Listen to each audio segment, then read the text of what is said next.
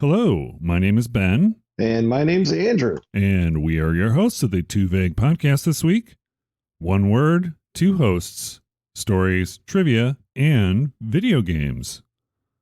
Andrew, how are you doing today? I'm doing pretty good. I'm on summer break from my day job, so Nice. You're away from the kids. yes, I help shepherd kids to the educational system. Like herding cats over a bridge, as they say. I finally figured out how best to describe my job. Oh, okay. What's that? I'm the Hagrid of my school. Okay. I'm not a full teacher. I just happen to be where all the adventures are. Oh, So, okay. Okay. Yeah, helping the wayward wizards on through their whatever. I don't know. Do you have a trench coat? I don't have a trench coat. No. Okay. I got a variety of hoodies. I think a hoodie is trench coat adjacent. Yeah. I got a flat cap I like to wear, Ah, okay. but it's getting old. I need to upgrade my hat system. Up your hat game. My hat game. A hat. It's my thing. It's not just that my hair is messy in the morning and I don't want to do anything with it. So, Right. my trademark now. You got a variety of hats? I've got two hats. I need more. Okay. Actually, I think I have a third hat Okay. that I've worn at school, but You know what you need? You need to get yourself a fez. yeah, I do. Then the conversations will fly. And also the rumors, but I need a fez. I need a deer stalker. I need a trilby. yeah. Yeah. Don't forget your toque. Don't forget your The toque. toque. Yeah. Oh, yeah. Well, I got a watch cap. It's kind of like a toque, but yeah, forgot about that one. The toque. But also kind of related to our word this week, you are going on a trip. Is that stuff that you're planning? What's going on as far as that's concerned? Oh my God. Yeah.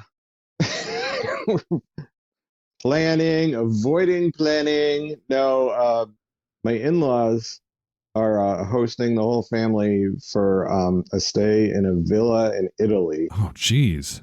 It's pretty amazing. So we're going to go to Italy and we're going to tack on a couple side quests on either end of the family part. Do you have any side quests already planned? A little bit, yeah. We're going to spend a couple days in Rome when we get there. Do stuff the Romans do?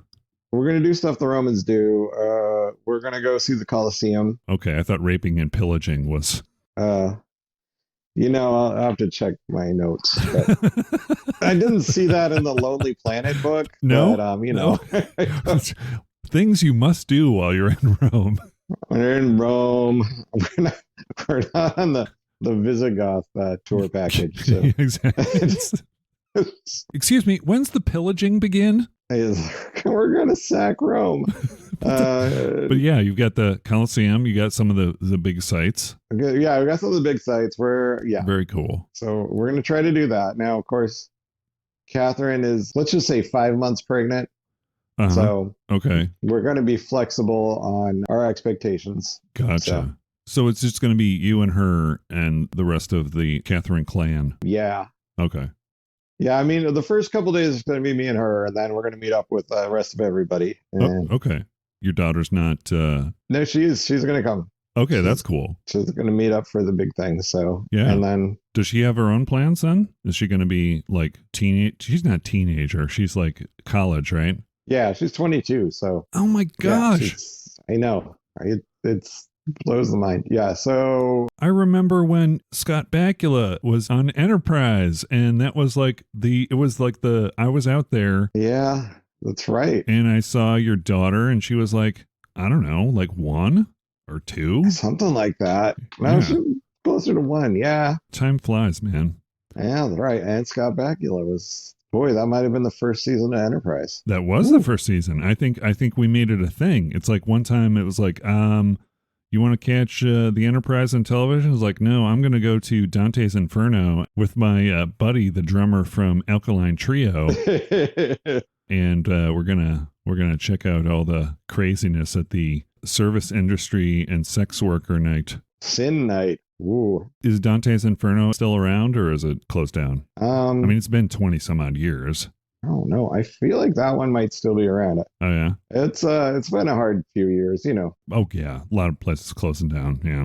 And then like downtown Portland, they had some trouble. Is it getting better in downtown Portland? Yeah, it's getting better. It's just the whole dynamic of the pandemic happened. Right. There weren't people working in the buildings downtown. The bars weren't open, so people started creating their own fun and smashing windows and stuff. So yeah, I mean that happened, and that kind of made people scared to go downtown. But right. But it seems to be clearing up now. It seems to be clearing up. I mean, the biggest problem is that the companies aren't shifting back from remote working. So yeah, it makes it harder for the businesses that used to cater to downtown workers. So there's still some settling going on, but that's what's going on with you these days, huh? That's right. We're going to, I forgot our second side quest though, after the family bit is we're going to go to Croatia for a little bit. Oh, wow. Very cool. And guess how we're going to get there? Paddle boat. No,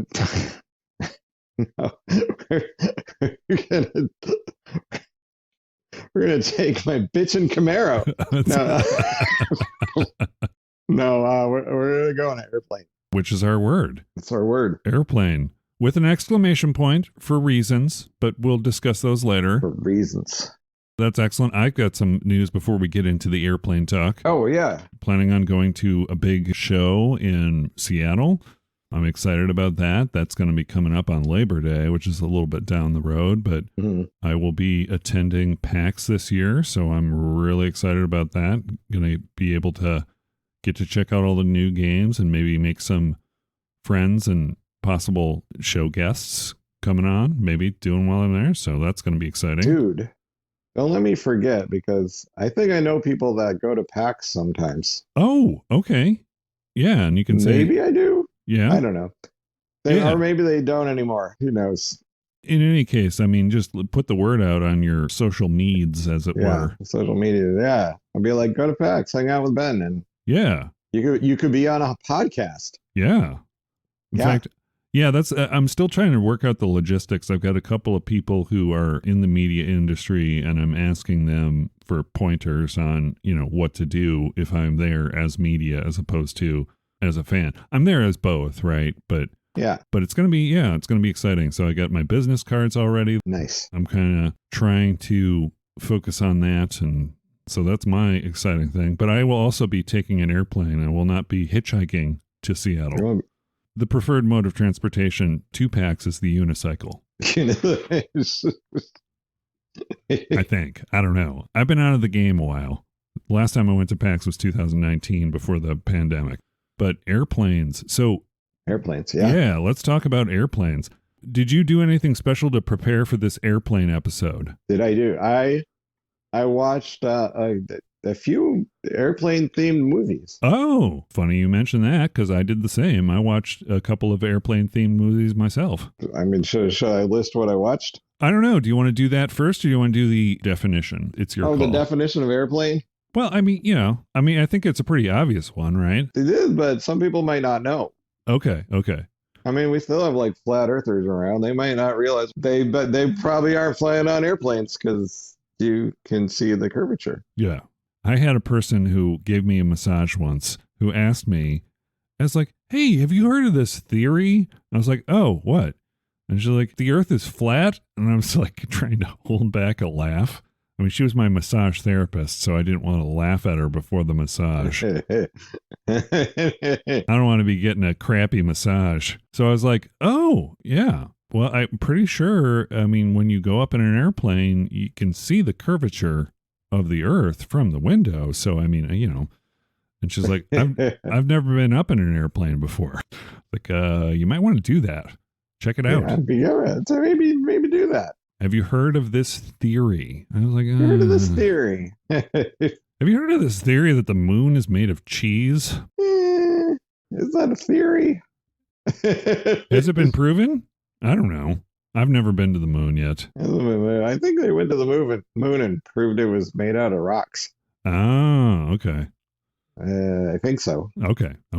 I read a book about that. No, I went to the Flandreau Planetarium, and they had little tiny pieces of the moon there. Oh. And it did not look like cheese. Yeah. It looked like rocks. There's a lot of iron in it. Okay. I think it's kind of similar to the crust of the Earth. What about that moon ice cream? Anyway, Astronaut ice cream? Oh, yeah. who doesn't like astronaut ice cream? Oh, man. It tastes like Chalk? non-dairy powdered creamer mixed up with strawberry powder. Yeah, And let's like strawberry quick without the sugar in it. yeah. Oh. Let's go with the airplane definition here. Okay. According to the Google machine, the Ngram viewer, oddly enough, it looks like it started in print sometime around 1920s. That's kind of weird. What, the word airplane? Ooh. Yeah, according to Oxford and the Googlegrams. Oxford and the Ngrams. That would be a great band name, I think. No? It's right up there with groin vault and the flying buttresses. I always thought flying buttresses was a wonderful. I mean, it's just like it's a great image. The flying buttress. Yeah, the flying buttress. Yeah. The definition, according to Oxford: noun, airplane, a powered flying vehicle with fixed wings and a weight greater than that of the air it displaces. Yeah. Yep. Right. That is it. So It's a simple definition. I click on the show more and it doesn't show me any origin or anything, but I mean, I think we all know. Basically, if you don't know what an airplane is, Yeah. they wanted to make sure that you knew that it's not the same thing as an airship or a dirigible. Dirigible. Yeah. Yeah. North American, it says. Did you ever get into like the history of the airplane when you were younger? Did you ever go to things like the Pima Air Museum? Because that has some pretty cool, interesting stuff. Yeah, I went out there. Yeah. Yeah. And all the Boneyard tour. Boneyard there. Yep. All those mothballed World War II fighters and stuff. Which they use for replacement parts. Yeah. What is the first thing you think of when you think of the word airplane? I think Leslie Nielsen. Yeah. I think people of a certain age or generation would automatically think of Leslie Nielsen, Zucker, Abram Zucker. Yeah. When they hear the word airplane. Peter Graves saying, "Have you ever seen a grown man naked?" Yes. I don't. Okay. So you ever see movies about gladiators? Yeah. Apparently, during the filming of that, he had no idea. I mean, it's just like he just thought these were like total just bonkers questions. Yeah, maybe now's the time to get into it. I watched the movie 0 Hour as a preparation thing because that is the movie. It is airplane. It's airplane day. Yeah. It's called 0 Hour with an exclamation point, so that's probably why they put the exclamation point at the end of airplane. Is my guess. Possibly, yeah. One of the characters in there, the pilot, played by a football star, Elroy Crazy Legs Hirsch, plays Captain Bill Wilson, the pilot. He does some things that are kind of, I mean, I think that was the joke, was he puts the arm around the little boy and he looks at him weird and stuff. So I think that might have been. So there's some jokes specific about the source material. Exactly. Yeah. And then there was the one where the doctor says, "Can you face some uncertain facts?" And then she goes, "No." There was exactly that same scene, but she doesn't say no. She says, I think I can. But for the most part, I mean, there are lines in there. If you see 0 Hour, which was a 1957 movie, and it was produced and released by Paramount, so there was no sort of copyright infringement or anything like that. They just... Yeah, because Paramount made airplanes, so... Yep. It was all in-house. Oh, yeah. Yeah. Yeah, it was pretty interesting to watch that, to see the movie that made Airplane. 0 Hour 1957 drama film directed by Hall Bartlett. I don't think I've ever met someone named Hall. Hall? Yeah. Hall Bartlett. Okay. An American film producer, director, and screenwriter. But it's based off of a Canadian television play called Flight into Danger. So anyway, that's where 0 Hour exclamation point came from. But also the characters, Ted Stryker. Yeah. Is actually the name of the character. Right. He actually goes home. You see him go home and see the letter and then go to the airport and gets his flashbacks. There's this really sort of long explanation from a narrator of what happened to Ted Stryker before the movie, as far as, his war record and whatnot. Oh, yeah. Did you ever see the movie Dr. Strangelove? Yes. Okay. I've seen that a few times. Yeah. You know the precious bodily fluids guy? Yeah. That guy is in 0 Hour. Oh. He is the Robert Stack equivalent. He's the guy who... Okay. Sterling Hayden is that actor's name, as Captain Martin Treleaven. And he is basically that guy. You got to talk him right down to the ground. But all I could think of during that movie was, we've got to protect our precious bodily fluids. Every time he appeared on screen, I was just like... Purity of essence. Yeah. Another movie featuring airplanes, Dr. Strangelove, but... Yeah, that's true. Riding the bomb down or whatever. One of the whole main arcs in that, it takes place on a bomber. Yeah. Yep. So if you watch 0 Hour, you can pick the pieces of the script that are identical. Yeah. Even down to saying that, they're flying on instruments. Same thing, although not with the jokes, but it's just like, there's so many lines that are exactly the same in each movie, but different tones, different movies. That makes a lot of sense. Yeah. Looking at it without having seen that movie, you're like, oh, there's like this loose plot that they string a lot of gags on, and it's entertaining, but then there's the part that Ted Stryker is all traumatized from this thing that happened in the war when he was a pilot, and then you're like which war? It doesn't really specify. The way he's talking about it in the footage, they put stock footage from World War II in there, and you're like, but this is 1980, and it doesn't make any sense. Yeah, it was World War II. Yeah, the Second World War, 6 members of the Royal Canadian Air Force Squadron.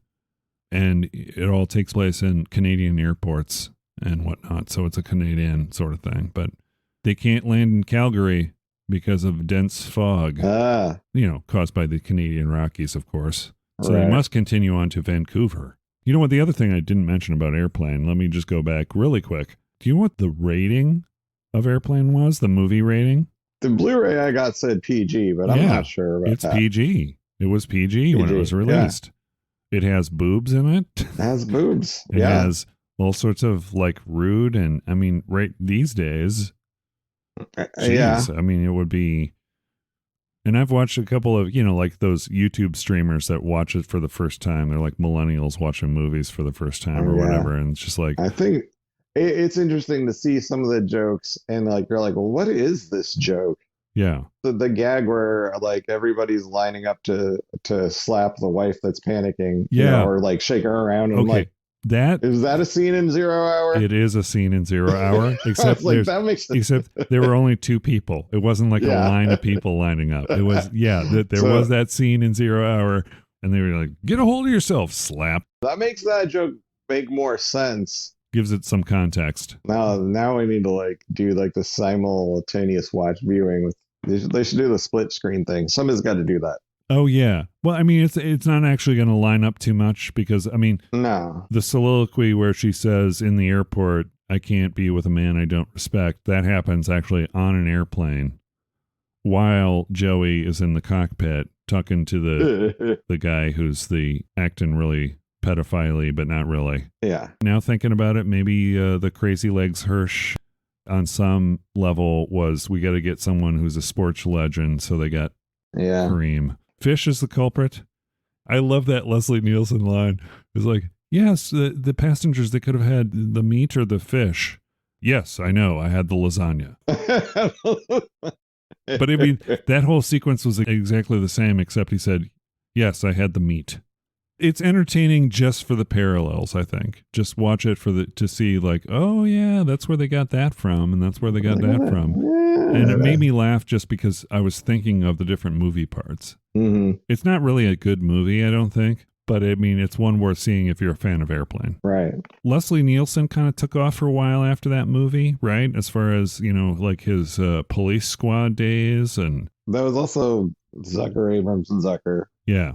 Yeah, they made the TV show Police Squad. Right. Kids out there, if you have a chance to watch it, definitely watch Police Squad because it was funny It's funny. I think it only ran for like half a season. It only But had 6 episodes. it's funny. 6 episodes. Wasn't even. It was only a quarter of a season. Yeah. The guest star would die in the opening sequence.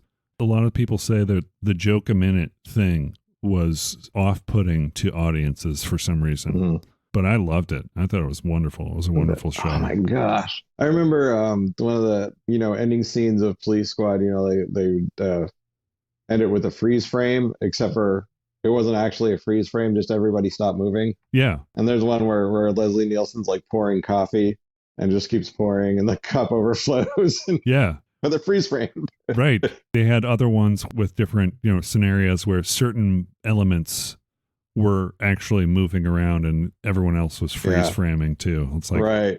It's not a bit that I think you could do something. Well, I mean, maybe you could every season, but there was one where there's a monkey in it, and there's this little monkey was monkey's yeah, Zucker, Abrams Zucker. Well, you watched a movie to prepare, dude. I watched 3 movies. Oh, geez. Okay, well, what did you watch, man? I also watched Airplane 2. Okay. Which was not Zucker Abrams and Zucker. No. They were like, we made our movie. We don't want to do this sequel. But it was more of like, let's do the same thing, but now we're going to do a little make fun of space stuff too. So they had like some 2001 jokes and oh, yeah. The theme music at the beginning and the end was actually the theme music from the Battlestar Galactica TV show. Oh, yeah. Yeah, I remember that. It's like, I was like, wait a minute. And then there's William Shatner's in it. I always like the thing with the doors. Shh. Yeah. Shh. Yeah.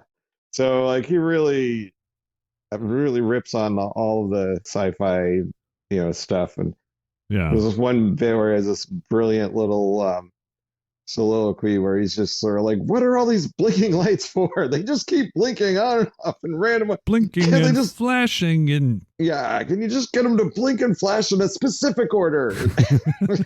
Work on that. And like pointing out this, just some of the stuff in the background. It's there to look spacey, but we don't know what it does. Right, exactly. There's no functional reason for it. It's just blinky. Yeah. So what else did you watch other than Airplane 2, Electric Boogaloo? I watched Soul Plane. Soul Plane. Yeah. Kevin Hart, Snoop Dogg, Tom Arnold. And what do you have to say about it? What are you thinking? I would just say it was eye-opening. Man. No. No, it was funny because like the social commentary in that movie. Wow. Yeah, the social commentary. Well, no, it's fun. Yeah. For that, I mean, it's kind of the same plot. The pilots are incapacitated and somebody's got to land the plane, but the framing of it is Kevin Hart. I guess he started his own airline after suing an airline. In the opening sequence, like his they wouldn't let him take his dog inside the plane, so his dog had to be in the in the holds below. And but some weird accident happened where like he got stuck on the toilet. I guess as the food poisoning thing comes into play there. So like on his first flight, he goes in the back and then he has this sonorific experience in the airplane bathroom, which is like bigger than any airplane bathroom you would ever find. It was like, there was so much room in there. I was like, what plane are you flying on? Right. He flushed and got suctioned to the toilet seat and couldn't get out. Okay. And so somebody's like, oh, well, all you got to do is do this to relieve the pressure there, and then pushes the wrong button. And so instead of releasing the pressure in the toilet, it opens up the cargo bay and everything. So you can see out the window because the bathroom has a window too. But he watches his dog get sucked into the engine of the plane. So I know, terrible. So he sues the airline and gets $100 million, and then he starts his own airline, the airline NWA. Seriously, the airline's called NWA. Yes.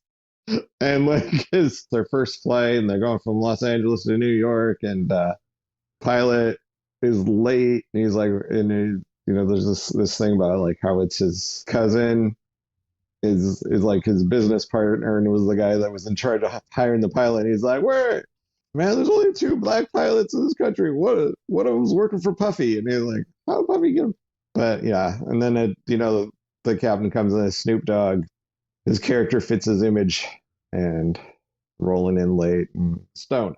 It has the same sort of liberties with the jokes, but from the different angle. So Airplane 2, like the security guy, is people are walking through the detector, and then if it's a woman walking through, then it shows her without her clothes on. Like, so like, oh, there's this sexualized thing. But in the NWA security line, the security folks are women, but they are like, oh, we need to take you back for an exam. It's like they are totally doing the sort of sexual harassment angle, institutionalized thing, but from a different perspective, right? But they flipped it, so I'm like, well, it's the same bad jokes, but done in a different way. Yeah, so, yeah.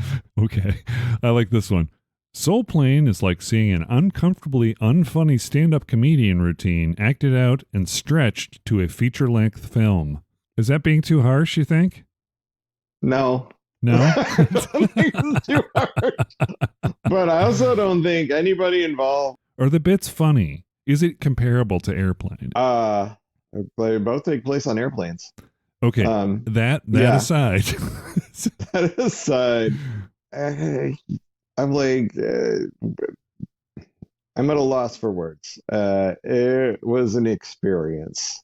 I mean, in a lot of ways, it was like some of the same shtick, same kind of shtick. And like, if you look at it, Airplane shtick from 1980, and then the Soul Plane shtick in 2004, it's like, well, and then you are looking at it through like there's another layer of race going on. Like, well, this is a black perspective on this, and it is targeted to a different audience, and there's some really neat stuff with Tom Arnold and his family being like the white family that they got bumped from their original flight. And so this is the only way they can get to wherever they're going on time. And Tom Arnold and his son and daughter and his girlfriend.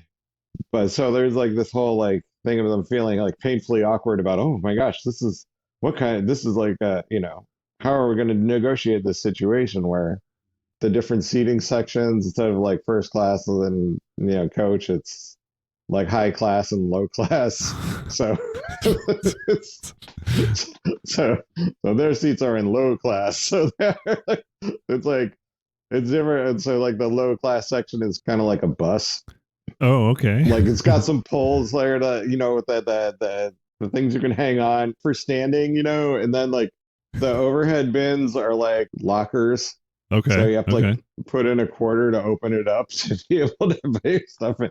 So it's like, you know what? That's not a bad idea. It's not a bad idea. Your stuff, you got to have it either checked, or you can't have these people coming in with their 32 bags and stuff them in the overhead bin or whatever. Yeah. Sometimes it can get really ridiculous. Someone coming in with a suitcase is like, oh, it fits. No. Yeah, so you don't think they were too heavy-handed with the racial stuff, the racial humor? I feel like I'm not. You know what? You're right. We're not the people to judge this. Yeah. Yeah, I watched it without judging, I think. I think that's the best way to watch anything. I was more like, I was like, I want to see what this is about and what they do. Mm-hmm. And then feeling like, oh, that's kind of clever. And like, oh, they flip that to look at it like this. And then I'll be like, well, that's a really crude joke in any culture. And, it's like, right. But they know it. It's like, they know what they're doing. Yeah. It was a dumb movie. I mean, it was just a dumb movie. It's like your regular old dumb movie. But I could see that people who feel like movies that don't cater to them might be like, hey, this is a movie that's actually making some jokes that relate. And look at what Tom Arnold feel uncomfortable. That's funny, Yeah.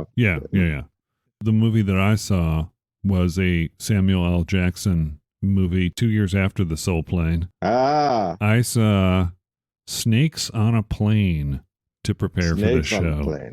which allegedly Samuel L. Jackson signed on to do without reading the script. Which, for better and worse, I mean, it was like, you know, him and who is it? Julia. I did not see this movie, so I probably should have. So you've never seen Snakes on a Plane? No, I never saw it. Okay. Juliana Margulies was one of the actors. Kenan Thompson was in it also. Kenan Thompson. Let's see who else. David Koechner was in it too. Samuel L. Jackson was probably the best actor in the thing. I mean, it was like, let's look at the tomatometer on Snakes on a Plane. Let's see what that says, because I'm kind of curious.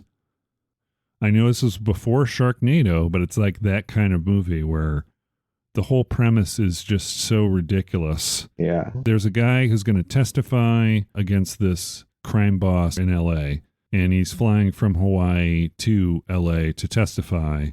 And so what someone has done is loaded the snakes onto a plane, and the lays that they're giving out, which I don't know why they're giving out the lays for people who are leaving. That doesn't make, I guess you get lays. That doesn't make it. Yeah. Do they give you lays when you leave Hawaii? I don't know. Maybe. I don't know. Who knows? But apparently the lays are sprayed with some sort of pheromone that drives the snakes crazy. So all the snakes will attack the people with the lays. That's so much effort. And then also the ventilation system is right underneath the lays sprayed with the stuff. So the ventilation system spreads the pheromone throughout the... Now, if there's anything COVID's taught us... I'm sorry, what? It's just the thing about on airplanes, about how their filtration system's like super good that... Oh, yeah, really, yeah. But it's that time when you're sitting before the plane takes off. Right. 15 minutes to a half hour to however long it takes them to get from the gate to the freaking be flying. Right. That's not when the air filtration system's going. So right. that's exactly. So it that's feels when little, you get exposed to the germ, not while you're in flight, but while you're just sitting there and it's recirc. On research, it's not. Yeah, it's not. The full system's not on yet. Yeah, you're like exactly. It's like being in a car with someone who's smoking. Yeah, and you're just sitting there and everybody's farting around you, and it's just terrible. Yeah, and it's just perpetuating. Samuel L. Jackson, when he was sort of, I guess, criticized for doing this, he was like, listen, it's the kind of movie I would have loved as a kid. It's a cheesy kind of movie I saw in the movie theaters, these B grade sort of things. Yeah. So I have no regrets in doing it. It was a fun movie, and there you go. Yeah. But it was horrible. It was like B grade. It was like made for television quality kind of stuff. And I think they may have leaned into it. Film was written by David D'Alessandro, Jeff Heffernan, and Sebastian Gutierrez, following the events of dozens of venomous snakes being released on a passenger plane in an attempt to kill the witness. Whatever. It's such a bad plan. Yeah. It's like, we just want the airplane to go down, I guess, is all that. I mean, it was like hundreds of snakes. And they didn't use real snakes. No sort of Indiana Jones thing going on. It wasn't like they had a whole room full of snakes. Oh, yeah. Which would have been halfway cool, I guess. It was all CGI stuff. And whenever, every once in a while, here's another thing that would happen. It would go to this snake vision thing that was just all like green. So whenever you would see the perspective of the snake, like there's a baby, and then all of a sudden, you know, the baby has a rattle and is face to face with the snake, and then you'd see the snake vision. So dumb. So dumb. Oh, warm baby. Yeah. You talked about the dog thing. Oh, yeah. There was a girl who had one of these Chihuahua in her bag characters, right? Mm. For some reason, at some point, a huge boa constrictor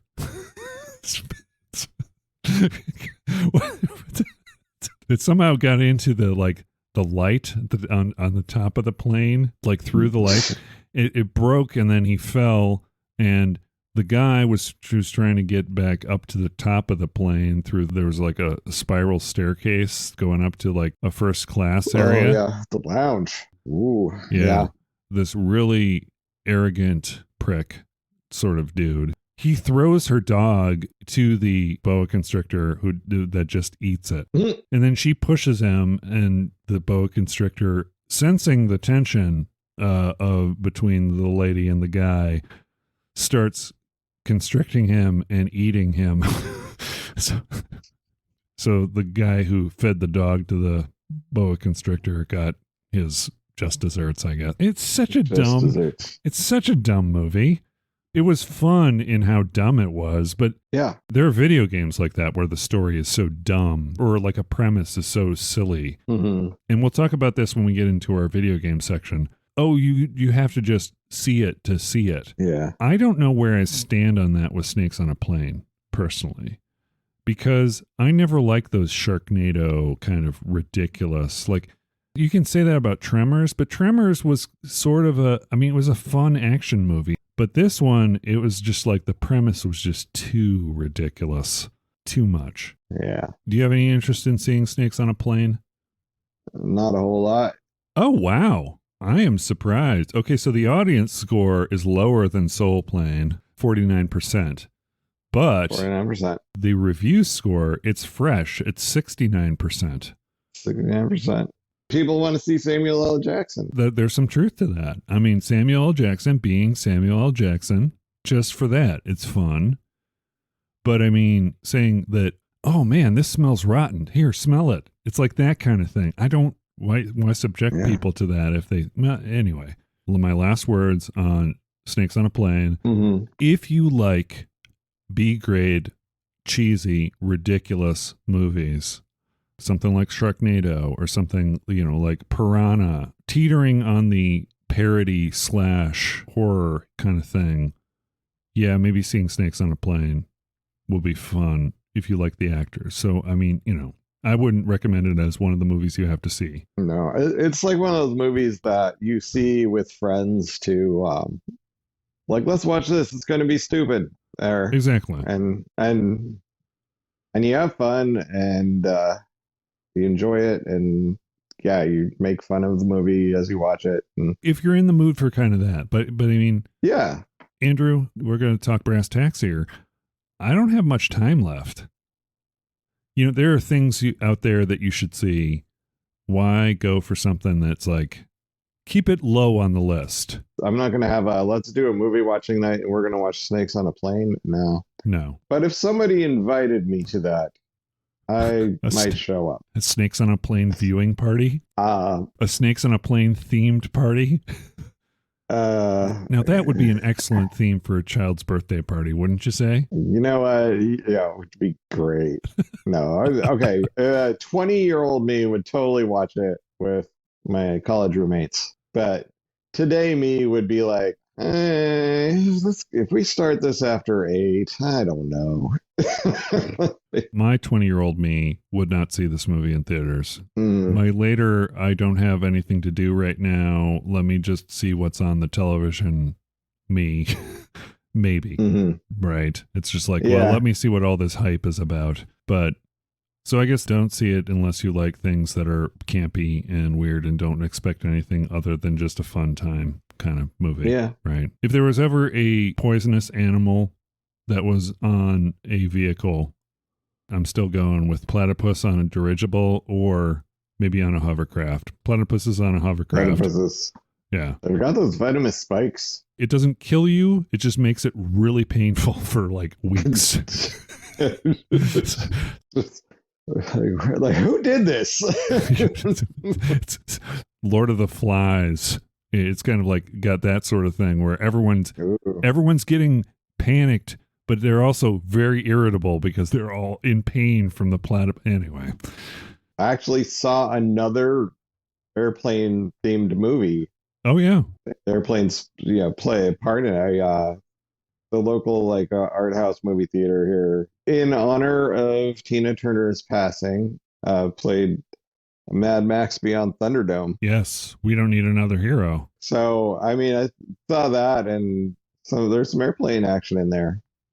It's kind of fun. It has like the thing, like there's the tribe of kids that they were on a plane that crashed in the desert, and they managed to survive while the grown-ups went off to try to find help. And They didn't find help because it was the apocalypse. Right. You know, then Max kind of discovers them, and it's like that little tribe of kids, like they're like the opposite of Lord of the Flies because they kind of have their shit together, whereas like the grown-ups, They succeeded. they succeeded. Yeah. Yeah.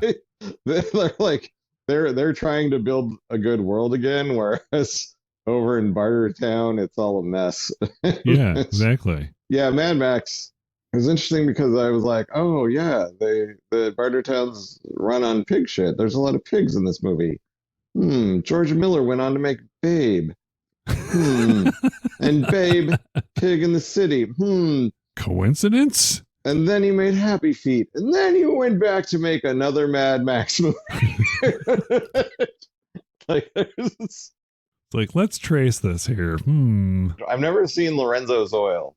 Okay. Maybe I should see that one, but you know an awful lot about directors. I do. I mean, I like directors. I think. Does this have anything to do when you worked at the movie theater? I worked in the movie theater. Yeah, in college. Yeah, like between like 1993 and 96. I think yeah. Okay, but I mean, does that movie theater? Does that have anything to do, or you just like, are you more into the making of the movies idea, or more of the enjoying movies idea? Personally. Oh, what would I rather do? I like enjoying movies. Okay. But I did not go down the path of I got to move to Hollywood and make this my life because that just seemed overwhelming. Mm-hmm. Anytime I hear anybody tell stories about what it's like to work in Hollywood, I'm like, yep, that is overwhelming. So I was right. So, like, yep. Correct decision. But I do like certain directors. Mm-hmm. And seeing how they do stuff. Right. And usually, you know, there's the ones that are just, you know, doing a job, taking an assignment. And then there's the ones that are like, oh, this is the movie I want to make. And I am kind of interested in knowing a little bit about the creative process. It shouldn't surprise me because you were really good at trivia on a lot of different subjects. So it makes sense that you would know a lot about a lot of different things, and movies being one of them. Well, that's true. One of the things that we did back at the movie theaters, this was back when the 6 Degrees of Kevin Bacon game. Oh, yeah. In its early form, back before somebody went ahead and connected a search function to IMDb and figured out that everybody's within 2 degrees of Kevin Bacon. But oh, really? Just about. It's hard to get a Bacon number higher than 2. I mean, like people or just actors? We're talking about actors, yeah? We're talking about actors in movies, yeah. Because I have a Bacon number 2. The Bacon number is how many connections there are. Right? Yeah. So, like, if an actor was in a movie with Kevin Bacon, that's they would have one. a Bacon number 1. I've never been in a movie with Kevin Bacon, but have you been in a restaurant with him? No. Yeah. I made a double short dry cappuccino for Queen Latifah, who was in Beauty Shop with Kevin Bacon. So I have a Bacon number of 2. Yeah, does it work that way? Yeah, that works. I mean, I think so. I think you've got a lay Bacon number of 2. Lay bacon. You're not in the industry, so you get the. I'm a layman. Yeah. You're a layman. Yeah, I guess so. I was in the process of doing work, so I was doing my work and then did something for. So yeah, okay, I gotcha. I mean, I think I tried tweeting that, and Kevin Bacon didn't reply. Neither did Queen Latifah, but whatever. Yeah, I doubt it. They probably don't even look at their Twitters. I guess my double short dry cappuccino wasn't one of her favorites of all time. Mm. Other movies, there are so many airplane movies out there. So many airplane movies. There are too many. I realized I should have watched Con Air. That would have been a good one. Oh, yeah. Con Air was excellent. It's got some good one-liners. Like, why couldn't you just put the bunny back in the box?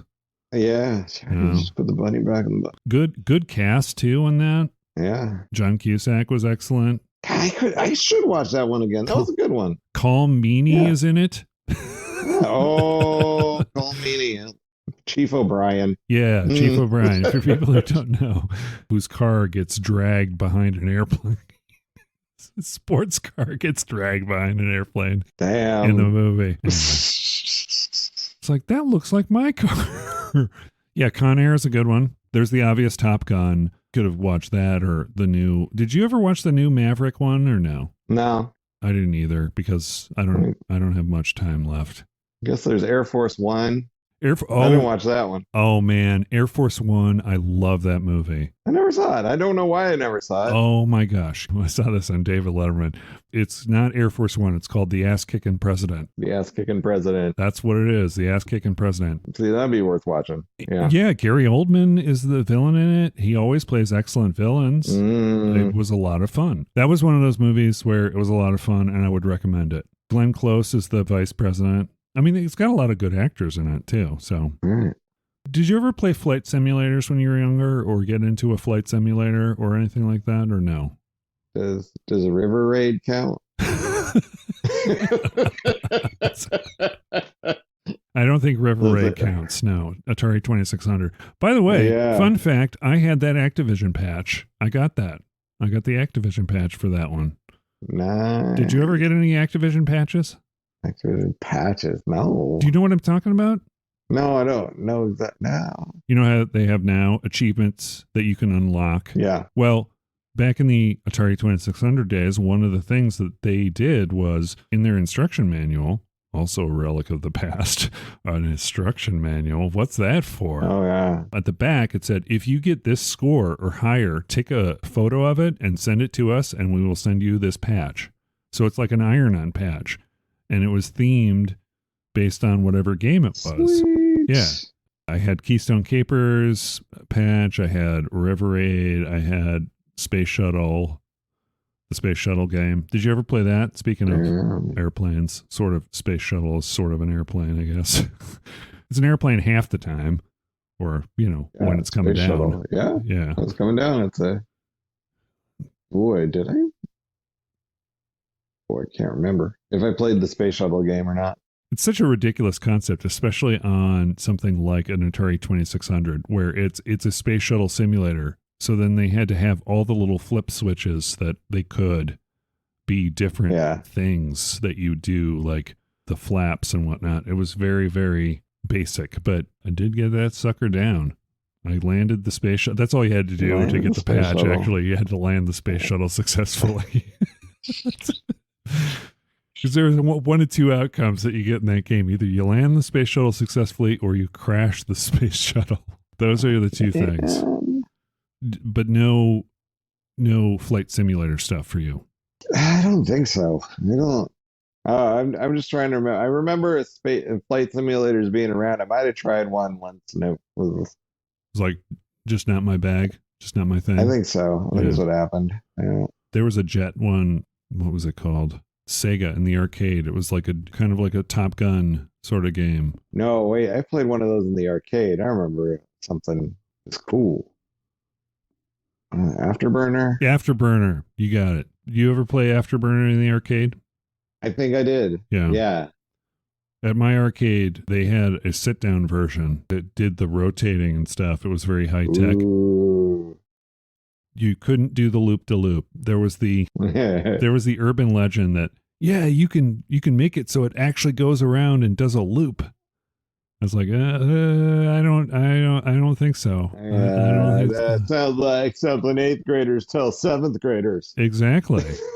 That's probably what it is. But yeah, there was that airplane game. There were a couple of other. It was more about combat plane games, that were out. But then, of course, Microsoft's flight simulators and actual landing an airplane. Mm-hmm. They get pretty detailed in it. And my brother, for a while there, I think during his college years, he had a fascination with Microsoft's flight simulator. Yeah, and I think there may have been a new one recently. But yeah, it gets really detailed as far as the way it looks and all that. Originally programmed for MS-DOS.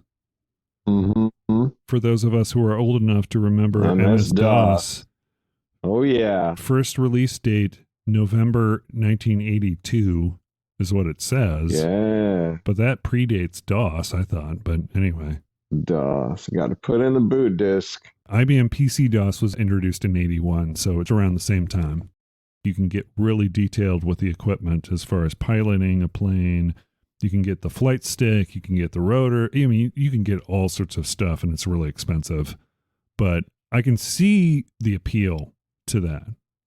Do you see the appeal to learning how to fly a plane? I see the appeal. So you never played anything other than just the arcade shooting River Raid-ish kind of.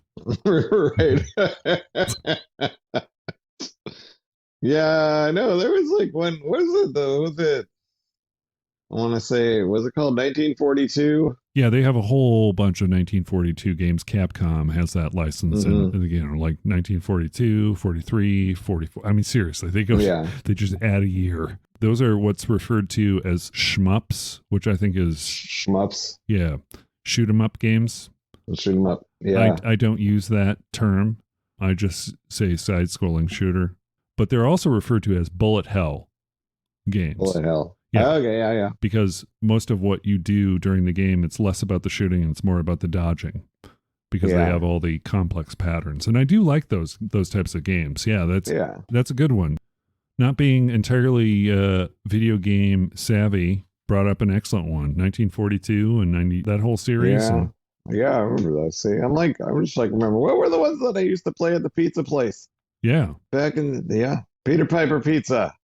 Come on over. Yeah. One game I want to, before we close out with my final question for you about the word airplane, me wishing you a bon voyage and telling you what I'm going to do to celebrate while you are in Italy.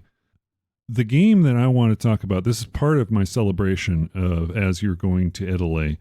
I downloaded a game recently for the Mac. I haven't had a chance to play it. It's a game that you don't know if it was made as a joke or not. There are certain games like, I don't know if you know, Penn and Teller made a game that was basically a bus simulator, driving a bus cross country from Arizona to somewhere. And it was just desert. And it was a simulator because it was just the time it took. Every once in a while you get a bug hitting the window. And then also the bus itself would slightly veer over to the left every once in a while. I mean, seriously, this game never came out for the system. I think it was a sequence of ridiculous Penn and Teller quote unquote games, but that's one of the ones that they made. And that's what I think of when I think of this game called Airplane Mode, which AMC Games has put out. Yes, AMC as in the movie channel. Right. I sent you the trailer. What did you think? Were you excited to play it?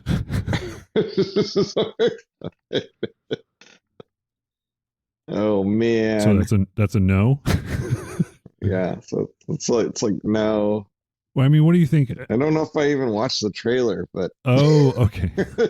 Well, essentially, the game itself is, I want to use play in air quotes, because you play as the passenger of a real-time commercial flight across the Atlantic. That's what you do. You're in a plane. You're in a plane. You get to watch the videos, as far as the AMC sanctioned videos too, like the old-timey. So yeah, you get to watch the presentation about the exits, and there's turbulence. If you're seated in an exit road, you have to verbally confirm you're willing to open the door. I don't know, because I haven't played the game. Maybe that's one of the secrets. Yeah. I have read that you can find a sleeping pill in your stuff and drink alcohol and shave an hour off the time. No, I'm not even joking. That's what I hear. You could do that. So it's a real-time flight. So it simulates the 4 hours or 5 hours it takes to. Yeah. Sounds exciting. Sounds exciting. Yeah. And it's got, like little games you can play while you're on the plane, but you can look out the window, and because you're in a window seat. Oh boy. Oh, window seat. Ooh. You get the snacks. The snacks get distributed. You got premium beverage service, and it says right here, and meal service including fish option, which I don't know, man. Don't take the fish. Don't have the fish. Don't have the fish. If one thing watching Airplane and 0 Hour has taught me, don't have the fish. Don't do the fish. No. And don't accept any lays. That's not anyway. Here's the other thing: the circumstances of your flight will change every time you play. With random events such as turbulence, bad Wi-Fi, and delays. Bad Wi-Fi. So, So what do you think of that as a game? I mean, it looks okay. As a game. It's more of an experience than a game, right? Yeah. So as you are flying to, and this is my promise to you, Andrew, as you're flying to Italy, I will be playing that game, which I've downloaded for my Mac. I'm going to check it out. I'm going to see what it's all about, see what all the hype is all about. Yeah, I remember hearing about this game when it came out. Oh, okay. They made a joke about it on Wait, Don't Tell Me. Oh, yeah. Yeah. Because it came out, back earlier in COVID when you shouldn't take the planes, and then it was like, you shouldn't take the plane. So it's like, so if you miss the experience of being a passenger on a plane, on a commercial flight, here you go. That's what I will do to honor you going to Italy. All right. And then once you come back from Italy, we'll have a special show because I've got a game that I'm going to play that is Italy themed. Oh, yeah? Yeah. It just went on sale, so I bought it. I hate the franchise, but I'm going to play it anyway. I hate the franchise. It's called Assassin's Creed, and you play as... I was wondering, yeah. Yeah, have you heard of Assassin's Creed?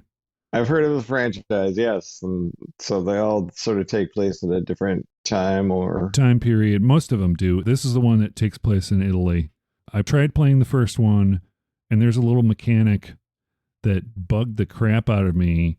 You had to not arouse suspicion, so you had to slightly push people to the side as you were maneuvering through crowds. But you couldn't do it too much. It was just it was just like, yeah, this is stupid. I threw down my controller and said, I'm not playing this. It's stupid. So that sounds stupid. Yeah. But, I mean, in order to experience Italy with you, I'm going to play it. You can play it. And then we'll have our post-Italy, and we can tell each other about our experiences in Italy. Huh? Okay. Well, yeah. All right. So anyway, final thoughts. Instead of doing the final thoughts on the word airplane, what I'm going to do is something a little bit different. We're going to tell an airplane story from our personal life. So do you want to hear mine first, or do you want to do yours first? What do you want to do? Go ahead and tell yours, yeah. My brother and I went to Pennsylvania and spent time with my grandmother. We had spent a lot of time out there. We spent like weeks and weeks and weeks, and we were very eager to go home. So we had to drive. It was a cheap ticket. She picked us up at the Cleveland airport, which is like hours and hours drive away. So she had to drop us off at the airport. What ended up happening was there was a huge rainstorm right as we were getting in. And Adam and I are freaking out because we don't want to spend any more time in Pennsylvania with our grandmother. Bless her. So we're freaking out, and she tries to, and we're saying, we got to get to the plane. We got to get to the airplane. And she drives underneath one of these, road things, and there's flooding underneath there. Oh, yeah. And what ends up happening is she stalls her car in the flood. The car is stalled out underneath this bridge with a couple of other cars, same thing. Water is seeping into the car. And Adam and I are freaking out, not about that, not being concerned with grandma and her car. No, we want to go home. So we're trying to figure out how we're going to get home, and we're getting out of the car. And then someone notices that you got two little kids who are freaking out about going home. They're out of the water. It's like, we can drop them off at the airport. It's fine. They seem like nice people, right? So they drop us off. We get our tickets. We go on the airplane. Our socks and shoes are soaked, right? Mm-hmm. And this is one of those airplanes that have the hot towels. Oh, the hot towels. So we get our hot towels, right? We're on the airplane. The lady's really nice. We told her the story, whatever. We get the hot towels and we take off our shoes and socks and we put them on our feet because we wanted to warm up our feet. Yeah. So we did that with the hot towels. So they got very stinky kid feet hot towel stuff. So that is my favorite airplane story that I can remember. That's basically a foul. People do take their shoes off in an airplane, which is kind of ridiculous. But my question is, that's my how story. do you reach your feet? What do you mean? How do you reach your feet? With a towel? On an airplane. No, I know how a kid reaches their feet. I mean, like grown-up people taking their shoes off in airplanes. How do you? Oh yeah. I Well, mean, they're wearing Crocs or something. Slip them probably. off. That's probably what it is. Yeah. Crocs are barely shoes anyway. Yeah. So, what is your story to close out the show? Your airplane, your flying story. Oh my god. How can I beat a flood? No. You can't. It's not a contest. No, it's not a contest. No. For our honeymoon, we went to Costa Rica. Right. And so the day that we're supposed to leave, we're flying on Delta, and everyone's favorite airline, Delta. I mean, it sure was that day. Because that was in August 2016. That was the day where their whole computer system went down. Oh Lord. Yeah, but they weren't really like admitting it or like telling people, like, they just couldn't make things happen. Because I think they didn't even know what was going on. Right. But all we got was like, first was like, oh, our flight, because like we were going to fly from Portland to Los Angeles and then connect to our flight to Costa Rica. Mm-hmm. And so the information we got was like, oh, our first flight is like delayed past where we will be able to make that second flight. So, I was like, well, and I was able to find a last minute booking on Southwest that would get us to LAX for reasonable and being plenty of time for our original flight. That seemed like that would work. So we did that, but little did we know that Delta was not going to have their stuff together, and that when we got there, there's this crazy, ridiculous line. By the time we even got a chance to talk to a person, they were like, oh, well, you can't check in now because it's less than an hour till your flight time, and it's an international flight, and we can't do that. Yeah. But the flight was delayed. But the computers, their information said, well, it's too late. But so and then Delta wasn't updating the information about the delays until they're sending text messages, and then they finally sent one that was like, oh, your flight's been delayed till this time. And I was like,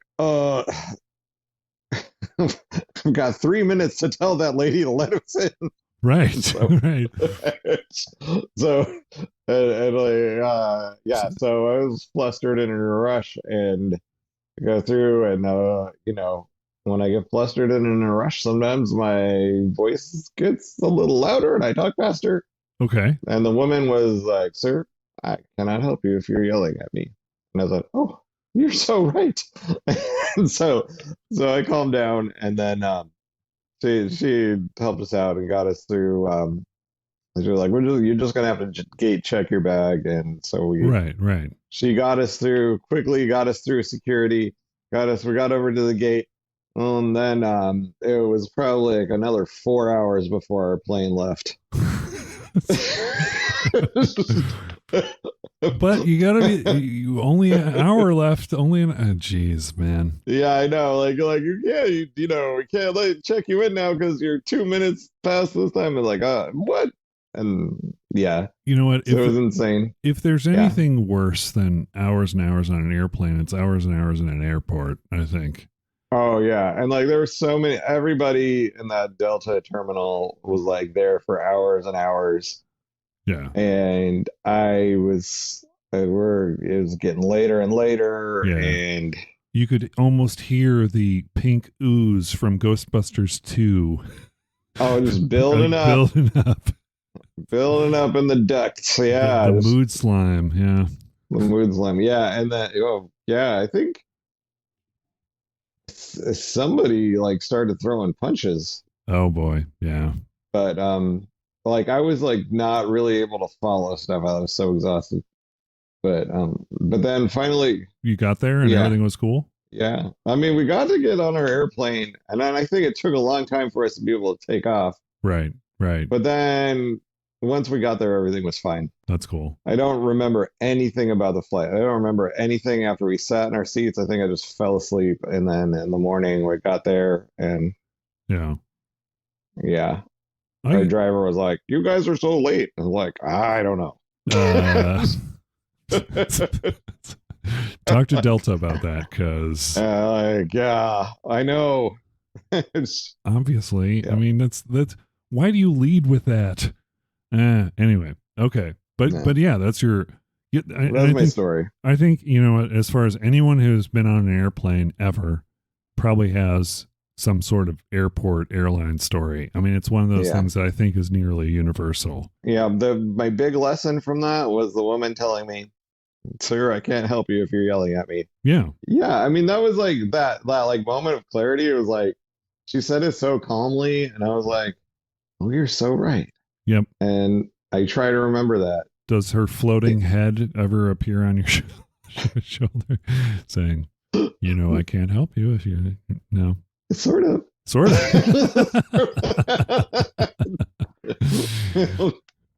Yeah. On the other shoulder, it's not. I can all go to hell. No. On the other shoulder is the waiter from the Buena Vista. This was another trip. We went to. It was in San Francisco, and it was me and Catherine and Star, and we. It was around Christmas time, so of course everything was all busy. And right. We stopped at the Buena Vista Cafe, which is like the famous San Francisco place where supposedly they invented Irish coffee. That's their claim to fame. I don't know.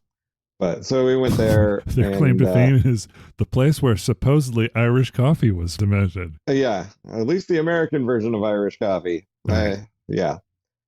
But or as we call it in Ireland, coffee. Anyway, it's coffee with booze, and they light it on fire for a second. It's great. Oh, okay. So we were there, and it was a holiday rush, and we were just having a nice time. Our waiter was he was funny, but he gave us he comped us a dessert, and he's like, "You guys are just like the nicest family, the best customers I've had all day. The rest of them can burn in hell." Like, oh, okay. We were just being us. You should have said this. You should have said, "Point them out to me. I'll see what I can do." See what I can do. Yeah, so that'll be your tip, man. Keep a list. So on my one shoulder, I was like, I have the woman who told me, "I can't help you if you're yelling at me," and the other one is the guy saying, "The rest of them can burn in hell." So you got your angel and devil covered. Yeah. My angel and devil covered. Yeah, I got that now. I got that imagery forever now. Which is nice. That's good. You know what? Thank you so much for joining us such short notice on this episode. I mean, you're leaving for Italy in 2 days, right? So 2 days, yeah. Yeah. So thank you for taking the time out of your busy schedule to talk about airplane movies, basically.